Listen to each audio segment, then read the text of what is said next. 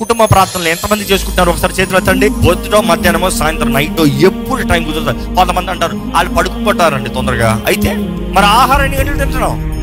అన్నం తినే ముందు కుటుంబ ప్రార్థన పెట్టుకోవాలి. లేకపోతే ఇంట్లో అన్నం లేదని చెప్పి ఇంట్లో కుటుంబ ప్రార్థన పెడతాను, అన్నం పెడతా, అన్నం రెడీగా ఉంది పెట్టాలంటే కుటుంబ ప్రార్థన. ఈరోజు చేసుకునే వారి గురించి మాట్లాడతాము. ఎందరో ఆచారానికి కుటుంబ ప్రార్థన చేస్తున్నారు, కానీ కుటుంబ ప్రార్థన జరుగుతుందా? ఎందుకంటే దేవుని సన్నిధిలో ఆచారం అయిపోయిందా? దేవుడు అక్కడ ఉండడు. దేవుడు ఉండని ఇల్లు నాకు వద్దు, దేవుడు ఉండని బ్రతుకు నాకు వద్దు, నేను అయ్యో అయిపోతాను. అందుకని we have to be sensitive. దేవుడు ఉన్నాడా?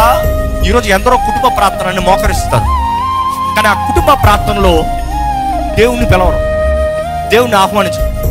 ఏదో 4 మాటలు తొందరగా ప్రార్థన చేసేయాలి, లేకపోతే నిద్రపోతుంది, లేకపోతే ఇది అయిపోతుంది, లేకపోతే టైం అయిపోతుంది, లేకపోతే సినిమా అయిపోతుంది, లేకపోతే ఆ షో అయిపోతుంది. డిస్గ్రేస్, దేవుని అవమానపరిచిన వాళ్ళు. సో మనం ఏమి నమ్ముతున్నామో చాలా ముఖ్యమండి.